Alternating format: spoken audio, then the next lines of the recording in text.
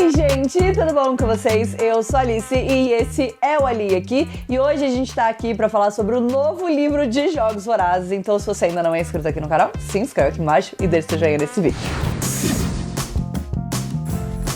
Amanhecer na Colheita, o novo livro de Jogos Vorazes, já está entre nós e ele veio para devastar e humilhar todos os fãs de Jogos Vorazes, porque é impossível você ter terminado de ler esse livro e você não ter ficado completamente devastado. Eu sinceramente acho que a minha sensação depois de terminar esse livro, além de obviamente considerar ele uma leitura 5 estrelas e um dos meus livros favoritos da vida, é que talvez esse livro também tenha tomado o primeiro lugar dos meus livros favoritos da franquia de Jogos Vorazes. Eu acho que a Suzanne Collins é uma das maiores autoras que a gente tem. A gente ficou anos sem livros novos de Jogos Vorazes e isso nunca foi algo que ela prometeu que ela iria escrever mais sobre o universo. Ela sempre falou muito sobre o fato de que ela só escreveria mais histórias do universo de Jogos Vorazes se ela julgasse que ela tinha mais coisas pra contar. E foi isso que aconteceu lá em 2020, quando a gente teve A Cantiga dos Pássaros e das Serpentes, que foi um surto à parte, e agora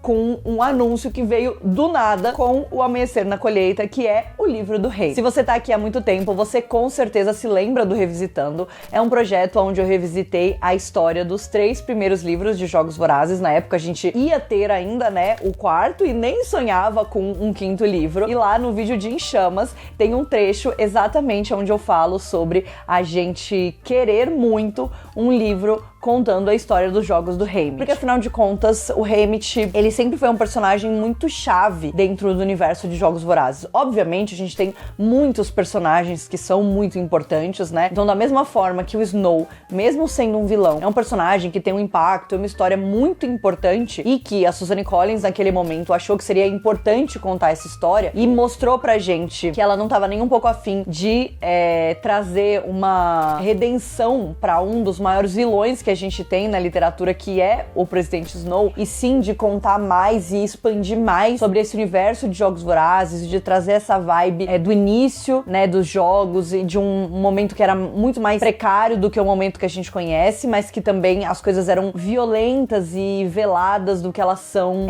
nos jogos atuais, né, que é quando a gente conhece a Katniss e o Pita. Então, obviamente, a gente tinha tudo isso, mas eu sinto que o Haymitch, ele é um personagem que ele tá em contato direto com os nossos protagonistas de Jogos Vorazes durante, né, toda a história deles, e ele é um personagem que a princípio ele tem certas atitudes que a gente não vai necessariamente gostar dele. Ele é meio desprezível, ele trata a Katniss mal em vários momentos, né, ele fala atrocidades pra ela em muitos momentos, e obviamente a gente entende que ele é um cara que sofreu muito na vida, que ele é um cara que ganhou os Jogos Vorazes, até então é o único vencedor dos Jogos Vorazes do Distrito 12 que a gente conhece, né, é o único vencedor vivo, então ele carrega um peso e uma melancolia, né, que a gente vê no primeiro livro, e a gente vê esse personagem também evoluindo pelos cantos das páginas nos outros livros, né? Então, conforme ele vai também se apegando mais a Katniss e ao Pita, né? Então, a dinâmica do Haymitch com os dois no segundo livro já é bem diferente, né? A ponto de que a Katniss, ela fala pra ele que ela quer proteger o Pita. Eu poderia divagar horas e horas sobre isso,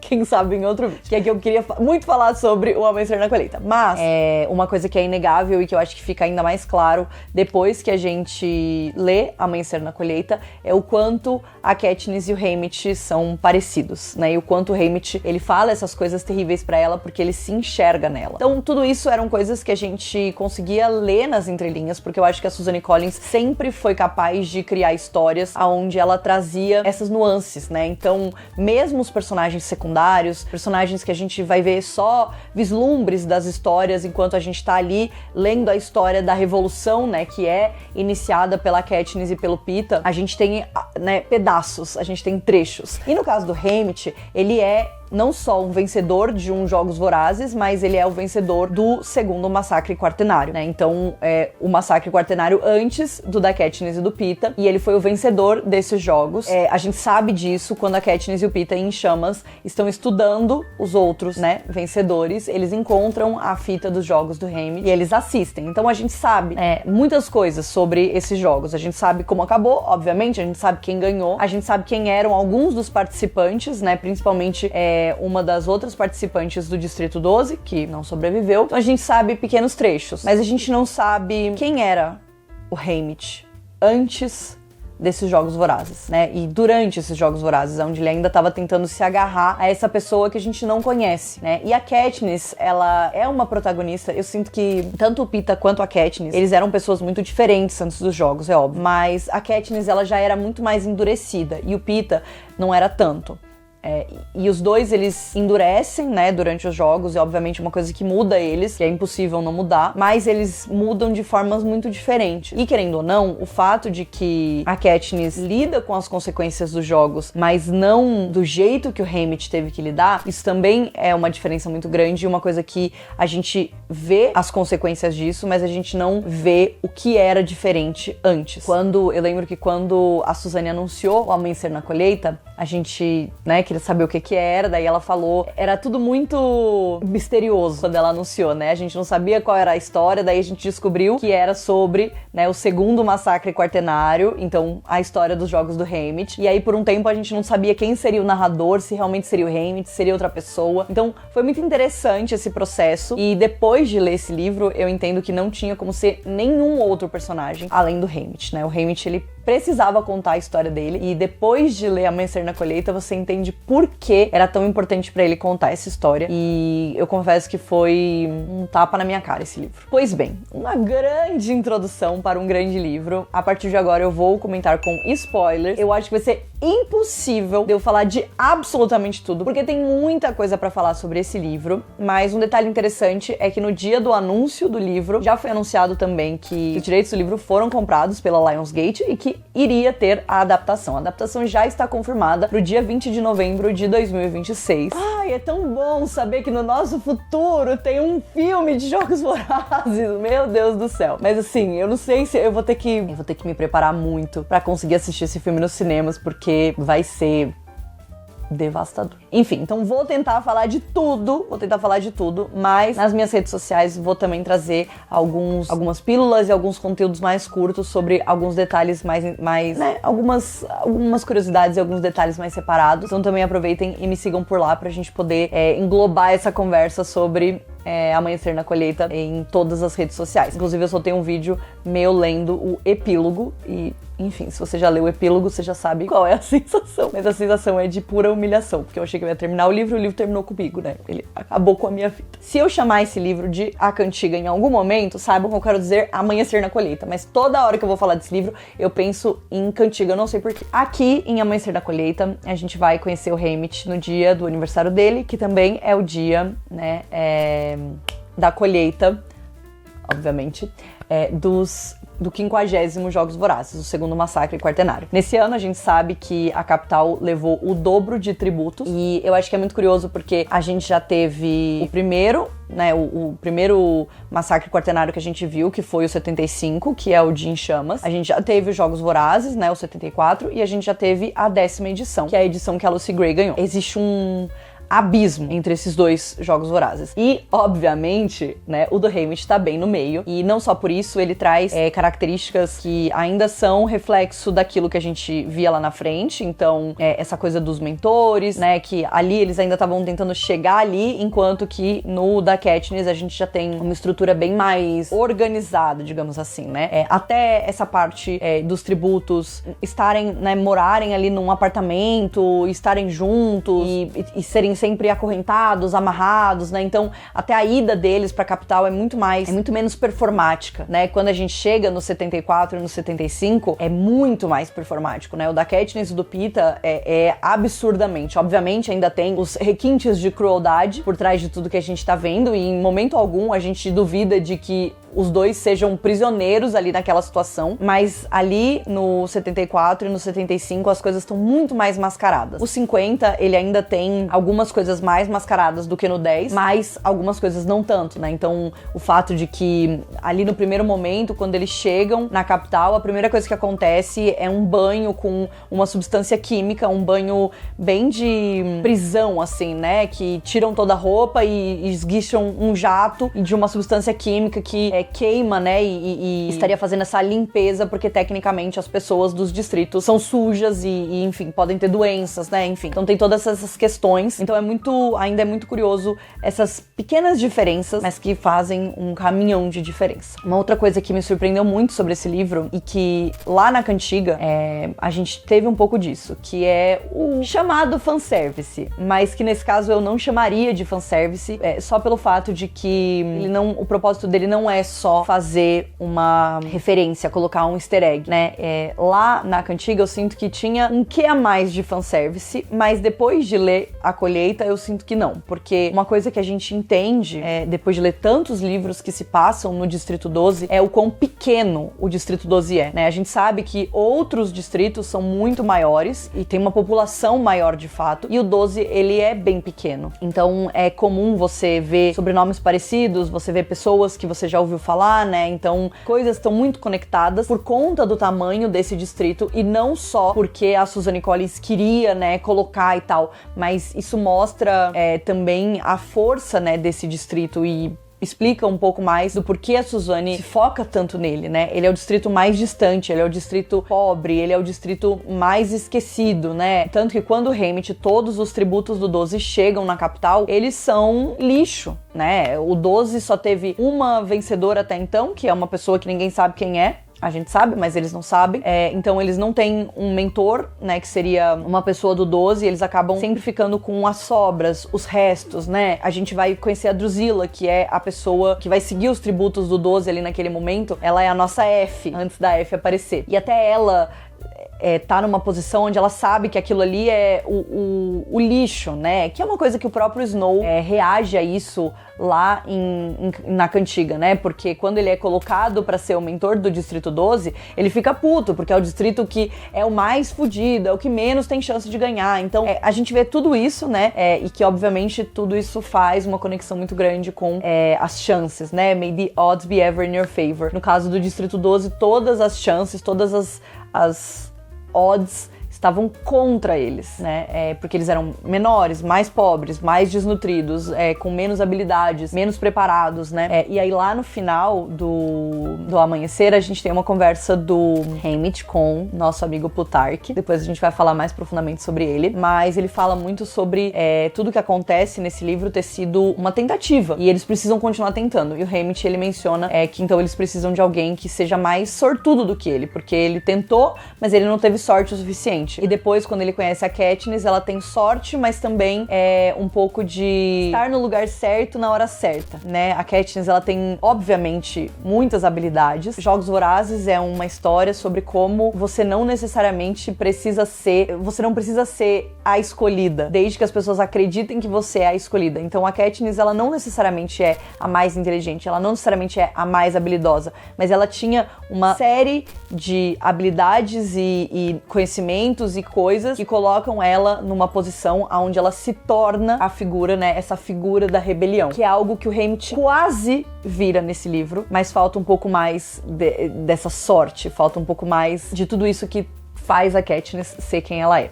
Enfim, divaguei um pouco. Voltando para o começo da história. Então a gente tem muitos name droppings, né? Então a gente tem muitos momentos onde os nomes são jogados. Então você vai ouvir nomes que você conhece de outros livros. Não só Everdeen e Melark, mas várias outras referências, vários outros momentos. A gente também vai saber mais sobre o Bando, né? Que é esse grupo de músicos que vive ali nos entornos do Distrito 12 e que eram parte da família da Lucy Gray. Então, enfim, é uma grande salada de muitas coisas. E aí, obviamente, quando a gente chega na capital, a gente tem ainda mais nomes. Então, não só a própria F, que aparece num momento muito diferente da vida dela, mas a gente vai ver o Caesar Flickman, a gente vai ver o próprio Snow, a gente vai ver o Plutarque. Então, vários nomes e várias pessoas vão sendo reintroduzidas dentro do universo. E eu acho que seria muito fácil pra isso acabar passando como um fanservice gratuito, né? Uma coisa que não tem propósito. E é isso que eu tô falando. A Suzanne Collins, ela faz questão de mostrar que tudo isso tem propósito. E aí, eu acho que talvez um dos momentos mais curiosos que eu tive lendo esse livro foi o momento em que eu percebi que a revolução que a gente vê acontecendo entre os Jogos Vorazes e Em Chamas, né, lá no 73, lá no 74 e no 75, não é a primeira tentativa de revolução. E agora, lendo, depois de ter lido Amanhecer na Colheita,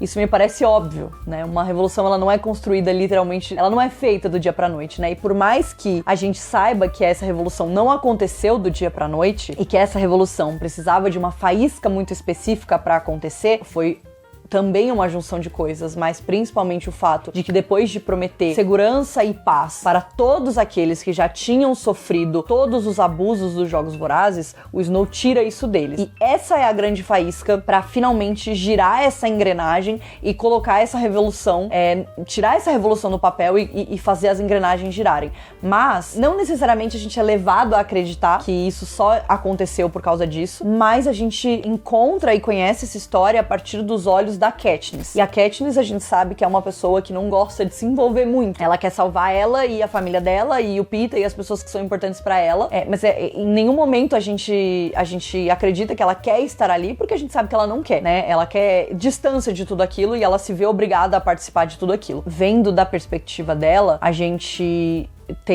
perde muitas informações, porque a Katniss não é uma pessoa que tem todas as informações. E por mais que no final a gente consiga juntar todas as peças e entender que as coisas estavam se movendo há muito mais tempo do que a gente imagina, na minha cabeça nunca tinha passado essa certeza de que houveram outras tentativas, de que essas tentativas estavam acontecendo há muito tempo, porque afinal de contas a gente tá falando de uma diferença de 25 anos. Então assim, foram 25 anos e provavelmente muito mais, porque quando o Haymitch cai de cabeça na Revolução e na revolta, todos os elementos que estão misturados, eles também já estão girando há muito tempo, né? O Plutarch, ele tá ali, não é o primeiro ano que ele fala, vou fazer parte da revolução, né? O Beetee, ele tá ali, não é o primeiro ano que ele fala isso, a Iris, a Mags, tipo, então todas essas pessoas, elas estão intrínsecas ali àquela história, e o que a gente vê em Jogos Vorazes, em Chamas e em A Esperança é o final da história, mas não significa que foi o começo. E eu acho que isso foi um choque muito grande, um baque muito grande, mas que me deixou completamente alucinada com a genialidade da Suzanne Collins, por mais que isso seja uma coisa tão simples, né? Porque se a gente for falar de distopias que tiveram já o seu auge há alguns anos, e muito também graças a Jogos Vorazes, as distopias e as revoluções, elas são sempre ilustradas dessa maneira, né? Ela começou aqui, a nossa protagonista ou o nosso protagonista, ele foi a peça-chave pra essa revolução acontecer, porque aconteceu isso, ou porque, ele é o escolhido, ele é a pessoa de uma profecia, ele é o diferente de todos, né? Se a gente for pensar em Divergente. Então, tudo isso acaba sendo iniciado por conta de um elemento que é introduzido no momento em que a gente lê a história. Em Jogos Vorazes, de novo, a Katniss, ela é vítima das circunstâncias das coisas que acontecem na vida dela. Foi a Katniss, porque, curiosamente, a história dela se alinhou com aquele momento. Obviamente, a Katniss poderia não ter se voluntariado pra tomar o lugar da Prim. E as coisas seriam terrivelmente diferentes, e talvez o massacre quaternário não tivesse sido do jeito que ele foi, né? Então, assim, obviamente, foi um efeito dominó muito grande, mas a Katniss, ela não tem nada de especial, né? Ela não é a escolhida no sentido mágico da coisa, que é uma coisa que a gente vê muito em outras histórias de distopia, e pra mim isso foi uma maluquice. E além de tudo isso, ter a oportunidade de conhecer o Haymitch foi mais do que eu achei que eu poderia aguentar. Foi triste ler esse livro,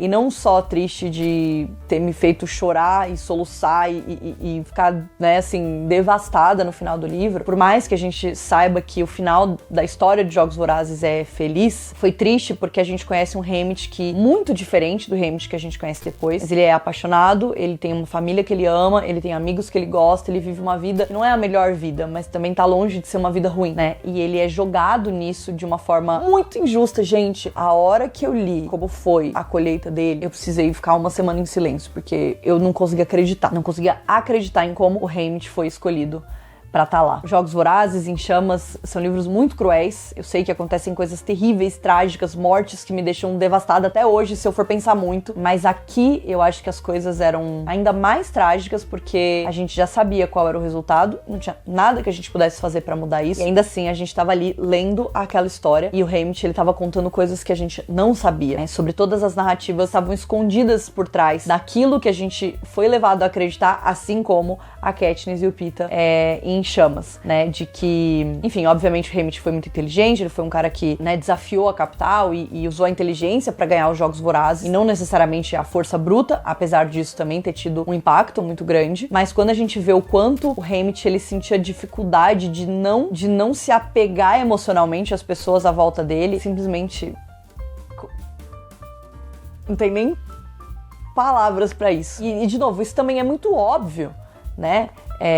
Porque obviamente o Haymitch dos Jogos Vorazes não é o mesmo Haymitch de quando ele tinha 16 anos, né? Isso não precisa de um gênio pra você saber. O Haymitch, ele não era egoísta, né? Ele tinha os seus momentos e a gente vê o quanto ele tá pronto pra acolher, ajudar, salvar, e o quanto a capital distorceu essa história a ponto de que até ele deixa isso de lado e ele acredita que o único jeito dele proteger as pessoas é se afastando das pessoas, até que chega a Katniss e o Peeta. E aí ele não tem muitas escolhas em relação a isso, né? Enfim, foi uma leitura devastadora, tipo assim, e tantos detalhes, tantos detalhes. O fato de que o filho do BT tava na arena junto com o Haymitch, né, o Ampert, e a morte dele eu acho que é uma das mortes mais horríveis de todas. Horrível, simplesmente horrível, tenebrosa, assustadora. E muitas outras coisas, né? E coisas que, de novo, lá em Jogos Vorazes a gente vê muitas maldades, muitas coisas ruins sendo feitas. Mas aqui existe um requinte maior de crueldade, né? Do ponto de que quando a Luella morre logo no desfile, que foi um choque muito grande pra mim, não era uma coisa que a gente sabia que acontecia. Quando ela morre logo no desfile, ela é substituída por uma menina, e eu demorei muito tempo lendo, eu demorei um tempo pra entender. Quando ela aparece, né, um choque muito grande, a Luella aparece. O Snow chama ela e fala, Luella McCoy e tal. É muito bizarro, porque eu achei então que eles tinham pegado o corpo dela e usado drogas ou, enfim, né, elementos ali pra reviver ela, mas não, eles fizeram uma coisa ainda pior. Eles pegaram uma pessoa que não tinha nada a ver com a história e eles transformaram ela na Luella pra conseguir manter esse teatro da capital, porque afinal de contas tudo é um grande teatro, né? Se você para pra ver, tudo é muito triste. Gente, eu fiquei devastada com a morte do Wyatt, né? Ele é um personagem que tem um embate com o Haymitch, né? Tanto ele quanto a Maisie Lee tem um embate muito forte com o Haymitch logo de cara, e o Haymitch, ele tenta rejeitar eles, e quando ele vai ver, quando ele menos espera, ele já meio que abraçou aquilo ali, ele já criou essa aliança, ele já criou os newcomers, ele já fez... Ele, tipo assim, ele é o centro daquilo tudo, e é muito maluco, porque quando você pensa no Haymitch, você sabe que ele é importante pra revolução, mas não o quanto. E aí é muito doido você ver o Haymitch rejeitando isso e ao mesmo tempo sendo impossível pra ele de lutar contra, né? Porque pra ele é muito fácil ele se importar com as pessoas, ele gostar das pessoas, mesmo quando elas são chatas, insuportáveis, malvadas, que é o que ele acha que a Maisie Lee é, até o ponto de que a gente chega no final e ele tá tipo assim, você é minha irmã, e eu tô tipo...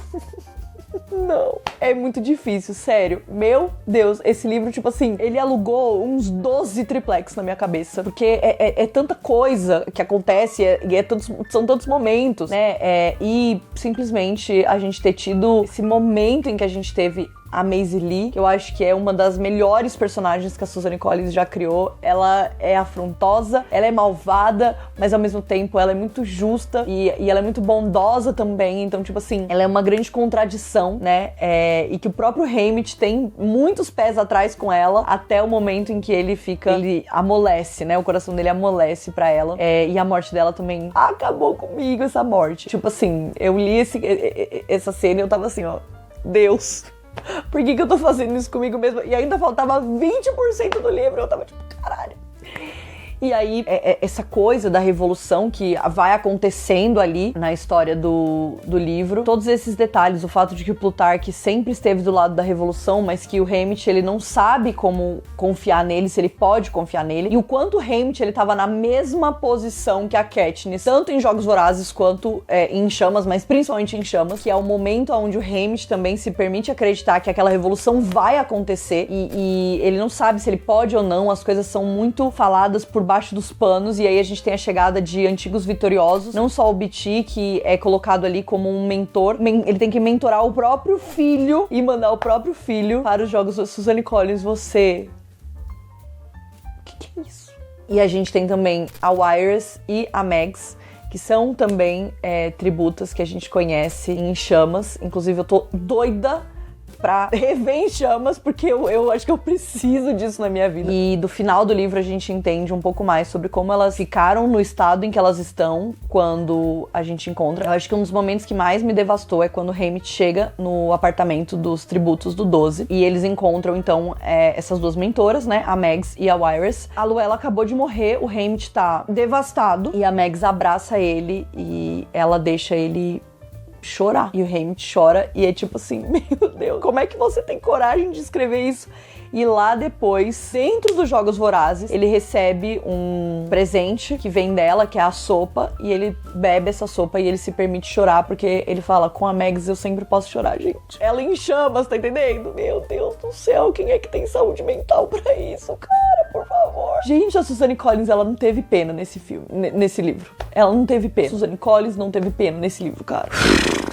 Gente, eu nem sei mais organizar os meus pensamentos. E aí, a gente tem, obviamente, os jogos que por si só são muito devastadores. E é muito triste você se encaminhar para o momento em que você sabe o que vai acontecer, que você sabe que os jogos vão terminar daquele jeito, que a gente já viu aquilo, que a gente viu aquilo no livro, que a gente viu aquilo num filme fan-made, né, que conta a história dos jogos do Haymitch. Depois disso, a gente ainda tem muita história. E aí a gente tem, talvez, esses momentos mais cruéis, que são coisas que a gente ouve falar, né, durante Jogos Vorazes, que a capital sempre abusou dos vencedores e que você ganhava paz, mas a que custo, né? O próprio Finnick fala sobre se prostituir e o Haymitch fala sobre todas essas consequências. E o Haymitch, ele sabe que, desde o momento em que ele sai dos jogos, ele sabe que ele tem um grande problema nas mãos dele, porque ele desafiou o Snow e ele desafiou a capital e isso vai respingar na família dele, só que ele não sabe como. E o Snow, como sempre, ele faz questão de fazer isso da forma mais desgraçada e filha da puta possível, né? Então ele humilha o Haymitch, ele tortura o Haymitch, ele coloca ele num apartamento onde o Haymitch é obrigado a assistir Jogos Vorazes antigos e ele inclusive vê os jogos da Lucy Gray, porque o Snow, ele, assim como ele enxerga um pouco dele na Katniss, ele enxerga um pouco dele no Haymitch, e depois que a gente lê A Cantiga dos Pássaros e das Serpentes, a gente entende que o Snow, ele, de uma forma ou de outra, fez parte do Distrito 12 e ele acredita, por mais que ele tenha sido um pequeno momento da vida dele, né, considerando quantos anos ele tem e tudo mais, houve um momento na vida dele onde ele acreditou que ele poderia ser feliz no 12. E da mesma forma que isso foi arrancado dele, ele se recusa a deixar outras pessoas terem essa mesma esperança de que existe felicidade. E é uma coisa muito pessoal pra ele nesses momentos. Então, o que acontece com o Haymitch depois dos jogos é absurdo, tipo assim, é aterrorizante. Ele na gaiola e as pessoas da capital tirando foto, dando comida pra ele, etc. Depois ele, né, tendo que voltar pro Distrito 12 com os caixões. E aí, finalmente, no momento em que ele chega, a casa dele pegando fogo, com a mãe e o irmão dele. É uma coisa de maluco. Eu lendo isso, eu não acreditava no que eu estava lendo, mesmo que eu soubesse que isso já era exatamente o que ia acontecer, né? Em momento nenhum eu duvidei de que esse era o destino. Mas é terrível. Depois também ele fala com a família da Luella, né? E a mãe dela fala que... O pai dela, acho que fala. Que a mãe dele e o irmão morreram abraçados. Quem tem sanidade pra ler um negócio desse? Pelo amor de Deus. Tipo assim, a Suzanne Collins só falou assim, vocês acham que foi ruim? Os Jogos Vorazes e Em Chamas? Vocês acham que tinha muita tristeza? Pois toma aqui esse livro pra acabar com a sua sanidade mental. Que é exatamente isso que aconteceu. E daí a Lenore Dove tava viva, né? Que é a namorada do Haymitch, que é a pessoa que ele mais ama no mundo. Ela tava viva. Só pro Haymitch ter sido diretamente responsável pela morte dela. Literalmente, né? O Snow ter usado um elemento, uma coisa que era algo que lembrava o Haymitch exatamente pra matar ela, dando os chocolatinhos pra ela e fazendo ela morrer na frente do Haymitch. Tá entendendo? Eu não sei. E, gente, todas as cenas que a F aparecia, eu tava em prantos. Eu amo a F, cara. Tipo assim, e é muito doido porque a gente vê a evolução dela. E eu sei que aqui ela ainda não é a pessoa que a gente conhece em Jogos Vorazes e depois em Chamas, né? E o quanto ela mudou e o quanto ela ainda era muito, né, meio assim. Mas ver a relação dela com o Haymitch, ver o fato de que ela é uma das únicas pessoas ali que trata o Haymitch como uma pessoa e não como um animal. E por mais que ela tenha vários problemas nesse momento, né? Por mais que ela ainda seja aquela pessoa completamente descabeçada, né? Da capital. Todas as cenas que ela falava com o Haymitch, eu tava em prantos. No final, quando ele fala que ele não vai machucar ela, ela fala, eu sei disso. Gente, pra que fazer isso, Suzanne Collins? Pelo amor de Deus, por quê? Inacreditável que eu passei por isso nesse livro. eu vou encerrar, porque esse vídeo tá ficando muito grande, mas eu vou fazer outros vídeos sobre, obviamente vou falar do filme quando a gente tiver trailer, quando a gente tiver elenco, tudo isso, mas eu quero muito fazer um vídeo sobre o meu elenco dos sonhos para O Amanhecer na Colheita. E eu sinto que o elenco tá vindo aí rapidamente, então eu preciso acelerar esse vídeo. Mas quero fazer outros vídeos, mas aqui eu vou encerrar. E aí, se vocês quiserem que eu fale sobre alguma coisa específica, deixe aqui nos comentários pra mim. Porque esse vídeo aqui foi praticamente um bate-papo que a gente teve sobre o livro. Porque eu ainda tô assim, ó. Eu terminei de ler o livro hoje. Faz 5 horas que eu terminei de ler o livro, então a minha cabeça ainda tá meio assim. Vamos falar sobre o epílogo.